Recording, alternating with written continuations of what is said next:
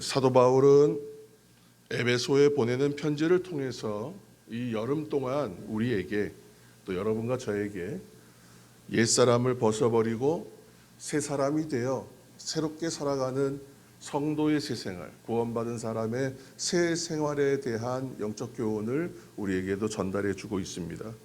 한마디로 에베소서는 그런 의미에서 이론과 실제가 갖추어진 책이고, 또한 이론만 있을 뿐이 아니라 새 생활하는 그 생활에 대한 생활 설명서와 같은, 우리에게 지침서와 같은 역할을 하는 책이 됩니다. 오늘은 주제가 교회에서 이제 가정의 이야기로 옮겨왔습니다. 가정을 주제로 말씀을 나누겠습니다. 무더운 여름이 계속되고 있는데 이 여름이 결국은 지나갈 것이다 라는 것을 의심하는 분은 아마 한 분도 없을 거예요.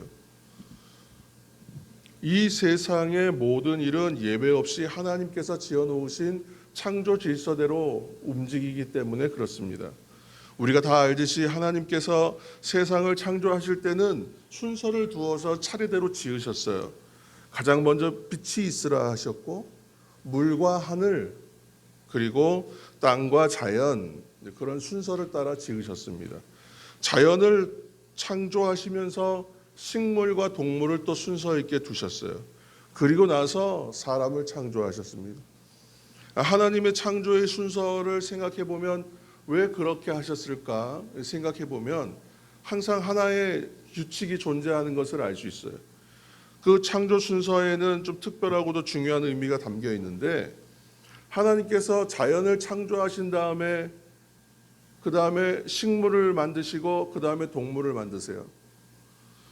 자연과 식물을 창조하신 것은 그 다음에 만드실 동물을 위한 환경이 돼요. 그래서 항상 생각해 보면 뒤에 나중에 지으실 것을 위하여 앞서 창조하시는구나 알 수 있어요. 그래서 뭐 꼭 그렇게 말하면 어떻게 이해가 될지 모르겠지만, 중요한 것을 위하여 중요한 것은 더 뒤로, 더 나중에 지으셨다, 이렇게 생각할 수 있을 것 같아요.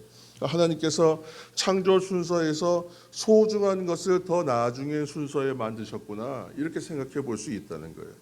근데 그런 의미에서 그러면 하나님께서 의미 있게 지으시고 중요하게 만드신 피조물은 여러분 남자일까요? 아니면 여자일까요?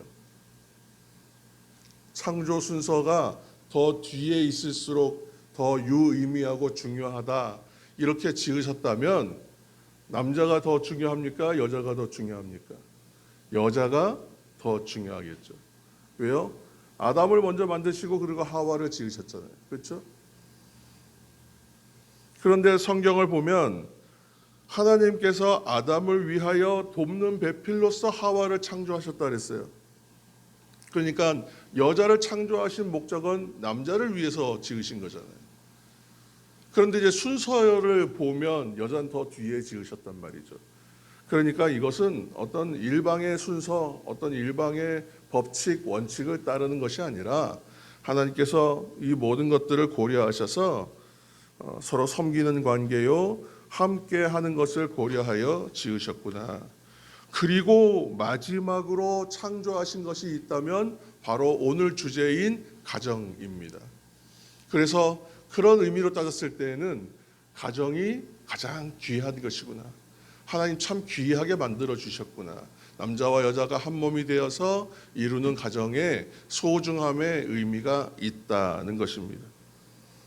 하나님께서 아름다운 에덴을 만드셨어요. 그리고 그곳에 아담을 두셨는데 아담은 그곳에서 결코 행복하지 못했다는 거예요. 완전한 만족이 없었다는 거예요.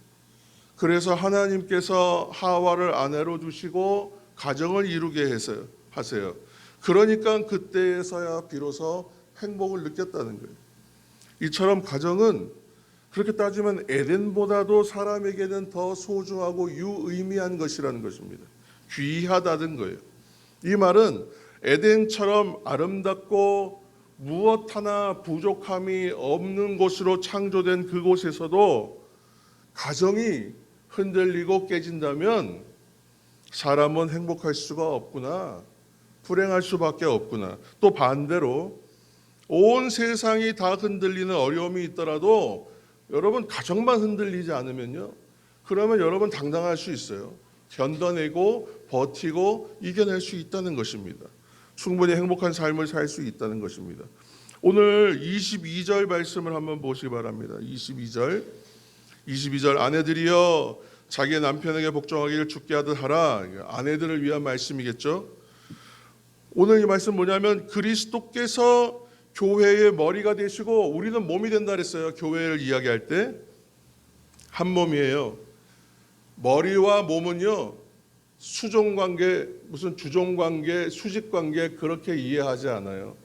그냥 한 몸이라는 의미예요. 예를 들어서 여러분 머리가 명령을 내려가지고 발로 뻥 차가지고 골을 넣었어요. 그러면 신문에 황금골을 넣었다 해갖고 발만 다리만 사진에 나오느냐 하면 사람 얼굴이 나오거든요. 손흥민 선수가 멋진 골을 넣었습니다 그러면 그의 다리만 비춰주는 것이 아니라 사람 얼굴을 비춰준다고요. 무슨 얘기냐 하면 다리가 골을 넣었다고 해서 다리만 한 것이 아니라 그 몸이, 그 사람이, 그 존재가 한 일이라는 것입니다. 그리스도께서 교회의 머리가 되신다고 하니까 하나님은 우리보다 높으시지, 우리의 주인이시지, 그렇게 생각하니까 머리와 몸 이러면 주종관계처럼 여겨져요. 그렇게 해서 남편이 머리가 되고 아내가 몸이 된다 이렇게 얘기하면 자꾸 주종관계로 이해하시는데 그것이 아니라 한 몸이라는 거예요. 23절 말씀도 한번 보겠습니다. 23절 이는 남편이 아내의 머리됨이 그리스도께서 교회의 머리됨과 같음이니 그가 바로 몸의 구주시니라. 아멘. 한 몸이라는 것이에요. 여기에 여러분 초점을 두시길 바랍니다. 남편이 아내의 머리가 된다는 것은 그리스도께서 교회의 머리 된 것과 같습니다. 이렇게 말씀하면서 남편과 아내의 관계를 교회와 그리스도의 관계로 비유하고 있어요. 여기 오늘 굉장히 중요한 신비가 담겨져 있어요. 맨 마지막에 가서 또 우리가 이제 결론을 밝히겠지만 계속해서 말씀 보겠습니다. 24절도 한번 보시고 함께 읽었으면 좋겠습니다. 24절 그러므로 교회가 그리스도에게 하듯 아내들도 범사에 자기 남편에게 복종할지니라. 아멘. 여러분 여성분들 우리 여성 성도들은 굉장히 거슬리시죠? 복종 뭐 이런 말 써 있으니까 그렇죠? 2000년 전 고대에 쓰여진 오늘 에베소서예요. 그 시대에는 사실은 가정, 부부, 동등한 관계로서의 가족 구성원 이런 개념 자체가 없어요. 그런 개념 자체가 없어요. 특히 로마 시대에는 성적인 것이 굉장히 자유분방하다 못해 타락했단 말이에요.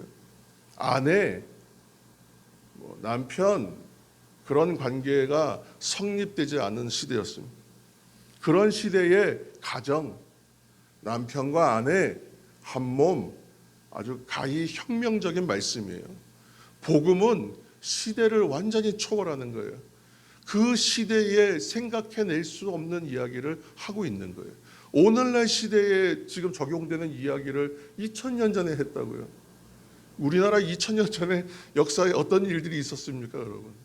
그렇지 않습니까? 그러므로 당시에 남편에게 복종하라는 말은 너무나 자연스러워 보이지만 오늘날 시대에는 너무 어울리지 않는 말처럼 보이는 건 사실이에요. 그러나 오늘 우리가 붙들어야 할 말씀의 메시지의 핵심은 가정의 질서와 교회의 질서가 같습니다. 거기에 초점이 있습니다. 25절 말씀 보시기 바랍니다. 이제 남편들입니다. 25절 남편들아 아내 사랑하기를 그리스도께서 교회를 사랑하시고 그 교회를 위하여 자신을 주심같이 하라. 아멘. 마찬가지로 지금 말씀도 오늘날의 부부나 가정의 평등 개념이 없던 시대에 오늘날의 가정의 의미를 세워주는 진짜 혁명적인 말씀, 복음적인 말씀입니다. 남편은 그리스도께서 교회를 사랑하신 것처럼 그렇게 아내를 사랑해야 됩니다. 이렇게 얘기하고 있어요. 그러면 예수님은 교회를 어떻게 사랑하셨는가요? 25절에 뭐라고요? 교회를 위하여 자신을 주심같이 하라. 그리스도께서 자신을 주셨다는 얘기는 죽으셨다는 말씀이죠. 25절 말씀대로 하면 죽으셨다는 거예요. 주님은 죽으시기까지 사랑하셨다는 거예요. 그러면 남편은 아내를 그렇게 사랑해야 된다는 얘기가 됩니다. 그러니까 지금 남편은 아내 사랑하기를 자신을 내어주기까지, 자신을 다 내어주기까지 사랑해야 합니다. 그렇게 해야 하는 이유가 뭐냐면 26절, 27절이에요. 여러분 성경을 펴서서 26절, 27절을 한번 눈으로 보시기 바랍니다. 제가 한번 읽겠습니다. 함께 읽으시면 좋겠어요. 26절, 27절.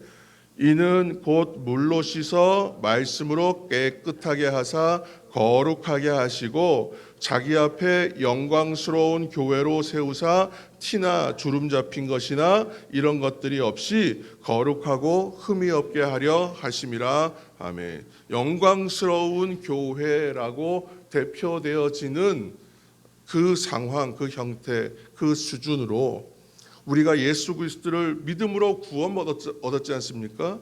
구원을 얻은 다음에는 어떻게 살아야 되냐면 구원을 얻은 사람답게 살아야 돼요. 거기에 합당하게.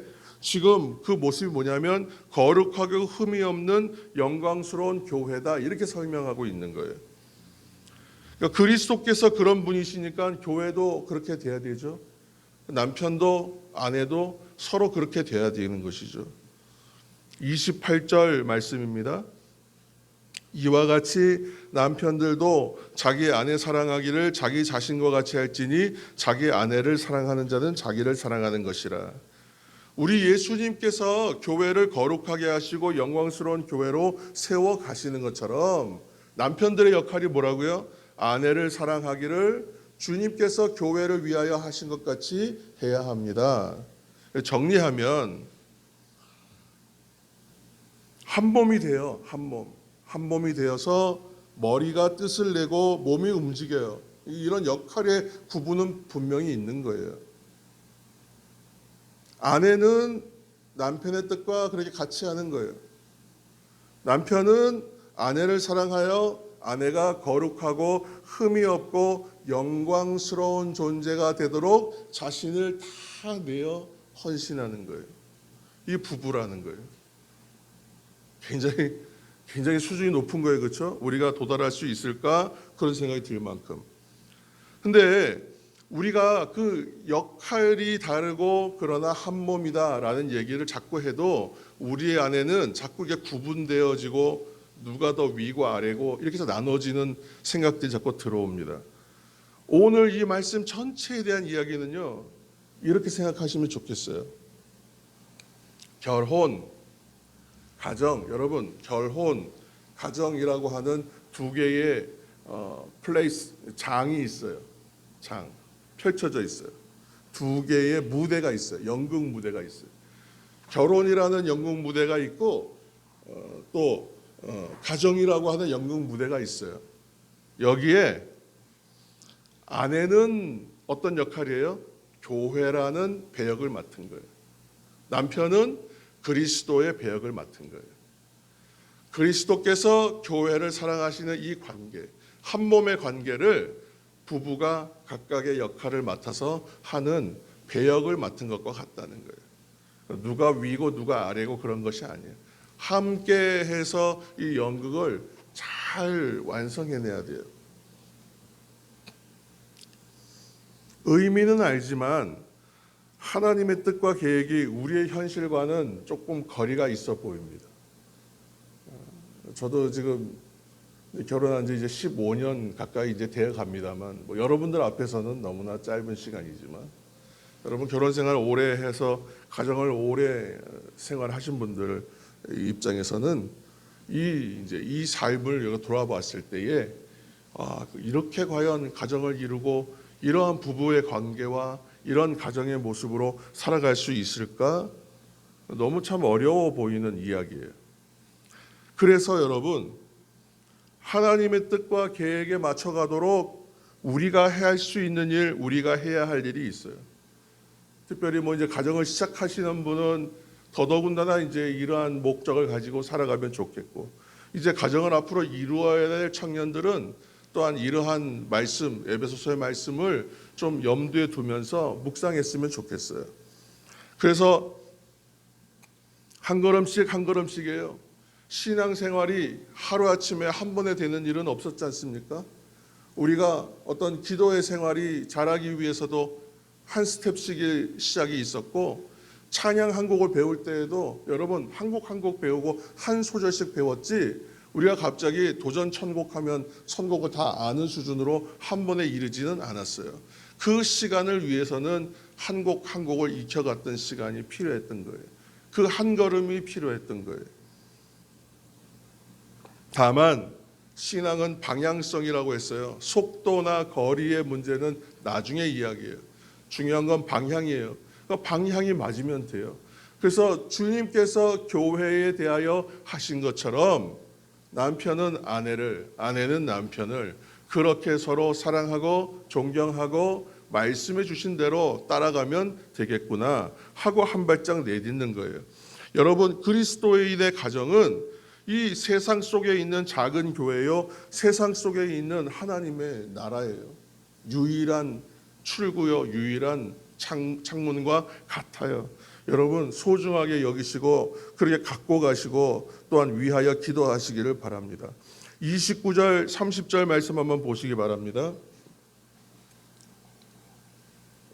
29절 30절 누구든지 언제나 자기 육체를 미워하지 않고 오직 양육하여 보호하기를 그리스도께서 교회에게 함과 같이 하나니 우리는 그 몸의 지체임이라. 아멘. 그래서 바울이 에베소 교회를 향하여 이러한 이제 호소 아닌 호소를 하고 있는 거예요. 일종의 호소라고 생각합니다. 그리스도와 교회가 하나이듯 남편과 아내가 하나입니다. 그 시대인들 이것이 쉬웠겠습니까? 지금도 이것이 어렵다면 그 시대는 정말 불가능해 보이는 일이었을 거예요. 그런데 이 일을 메시지로 주고 있는 이유는 이것이 우리가 가야 할 길이요, 우리가 행해야 할 것이기 때문에 방향을 설정해 주고 있는 거예요. 우리 모두가 하나라는 거예요. 여러분, 나무에 가지도 있고 줄기도 있거든요. 모양도 다르고 역할도 달라요. 그러나 나무나 가지나 유전자 검사하면 다 똑같은 것으로 나와요. DNA 검색체 하면. 역할의 차이는 있으나 모두가 한 몸이라는 거예요. 31절에서 우리 33절 마지막으로 한번 읽겠습니다. 31절에서 33절. 그러므로 사람이 부모를 떠나 그의 아내와 합하여 그 둘이 한 육체가 될지니 이 비밀이 크도다. 나는 그리스도와 교회에 대하여 말하노라. 그러나 너희도 각각 자기의 아내 사랑하기를 자신같이 하고 아내도 자기 남편을 존경하라. 아멘. 지금 32절 이하의 이제 말씀은 31절 이하의 말씀은 창세기 2장 24절 이하의 말씀의 인용입니다. 남자가 부모를 떠나 그의 아내와 합하여 둘이 한 몸을 이룰지로다.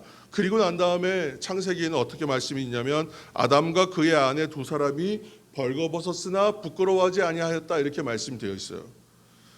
부부는 어떤 관계냐 하면 서로 말씀대로 하면 벌거벗고 있어도 부끄러울 것이 없는 관계다라고 되어 있어요. 그래도 괜찮다는 거예요. 근데 이제 교회가 그렇다는 것이고 가정이 그렇다는 거예요. 서로 감출 것도 없고 가릴 것도 없고 다 드러내도 괜찮은 것이 교회예요. 또 부부, 또 가정이라는 거예요. 그래서 가정과 교회가 하나님 나라가 펼쳐지는 곳이 된다는 것입니다. 근데 32절 말씀을 보니까 32절에 이 비밀이 크도다 그랬거든요. 이 비밀이 크다. 무엇이 큰 비밀인가 하면 사람이 지금 부모를 떠나서 아내와 합하여 한 몸이 된다는 것이 지금 그냥 사람의 이야기인 것 같지만 사실은 여기 안에 신비가 있다는 거예요. 무슨 얘기냐면 그리스도께서 아버지의 품을 떠나 교회와 한 몸이 되세요. 여러분 이해되십니까?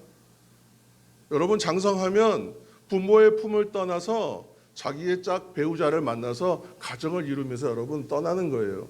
출가하는 거잖아요. 마찬가지로 주님께서도 아버지의 품을 떠나 교회와 한 몸을 이루셨다고요. 부부가 되셨다고요. 이처럼 결혼과 가정이라는 제도는 단지 남자와 여자의 어떤 유익을 위한 그러한 구조가 아니라 그리스도께서 얼마나 교회를 사랑해요. 아버지의 품을 떠나 교회와 한 몸을 이루실 만큼 교회를 사랑하셔서 만들어 놓은 것이 바로 결혼이요 가정이라는 거예요. 에덴에서 인간이 타락함으로 인하여 무너졌던 하나님과 사람의 관계가 어디에서 완성되냐면 요한계시록에 가면 어린 양의 혼인잔치로 완성됩니다. 성경 이 전체를 그래서 구속사적 관점에서 보면 타락의 완성 종결이 어떻게 끝나냐, 어떤 결론을 끝나냐면 어린 양의 혼인잔치로 끝나요. 주님과 결합하는 것으로 끝나요. 그러므로 성도 여러분, 오늘날 세상의 결혼제도, 가정 너무나 세속화되었지만 그렇지만 사도 바울은 에베소 교인들에게 보내는 편지를 통해서 오늘 우리들을 향해서 이 구속사적 완성을 위해서 만들어진 것이 결혼과 가정입니다. 그렇게 얘기하고 하나님 예수님께서 아버지의 품을 떠나 교회와 연합하여 한 몸이 되신 것처럼 그렇게 여러분들이 부부가 되었고 가정이 되었습니다. 그러므로 가정의 머리가 되어 남편은 아내의 세상 가운데에 그런 사람이 없다 할 만큼 거룩하고 순결하고 영광스러운 교회의 모습이 되어야 되는 것처럼 그런 모습 될 수 있게 자신을 다 내어주기까지 사랑하여 헌신하고 남편은 그 뜻을, 아내는 그 뜻을 따라 남편을 존중하고 존경하며 그렇게 사랑하고 그 뜻을 함께하라. 그것을 복종하라는 말로 해놓은 거예요. 순종하라는 말로 해놓은 거예요. 여러분 그렇게 같이 하는 것이 부부요, 가정이요. 또 그 일을 위하여 만들어 주신 제도가 결혼이고 가정이란 제도라는 것입니다. 하나님 아버지를 떠나 신랑 되신 우리 주님께서 교회와 한 몸을 이루시고 다 내어주기까지 사랑하셨습니다. 이렇게 서로 사랑하십시오. 에베소 교회를 향하여 사도 바울이 호소하고 있는 말씀이 오늘 에베소서 5장의 이야기입니다. 이것이 왜 필요하냐? 이 거듭난 사람들의 생활의 방식이기 때문이에요. 옛사람을 벗어버리고 새 사람이 된 사람들이 살아가는 모습, 교회된 사람의 모습이라는 거예요. 여러분 세상 속에 있지만 여러분들의 우리의 가정과 우리 교회는 작은 천국이 되어가는 은혜 있기를 이 시간 예수님의 이름으로 축원합니다. 가정의 하나됨을 위해서 또 교회의 하나됨을 위해서 우리가 힘써서 할 수 있는 것 여러분 기도하는 거예요. 기도하기를 힘써 주시기를 축복합니다. 이것이 우리의 사명이에요. 이것이 우리의 사명입니다. 우리가 사명에 충실할 때 우리 가정과 교회는 흠없고 거룩하고 영광스럽게 변화될 것입니다. 여러분 이 사실을 기억하시면서 이 진폭이 처음에는 너무나 커 보이지만 여러분 우리가 기도하기 시작하고 우리가 이 일을 말씀을 붙들고 힘써 나가기 시작하면 그 간격은 서서히 좁혀 들어갈 것입니다. 여러분 그러한 놀라운 변화가 여러분 가정 가운데에 우리 교회 가운데에 영광스러운 모습으로 나타나고 변화되기를 예수님의 이름으로 축복합니다.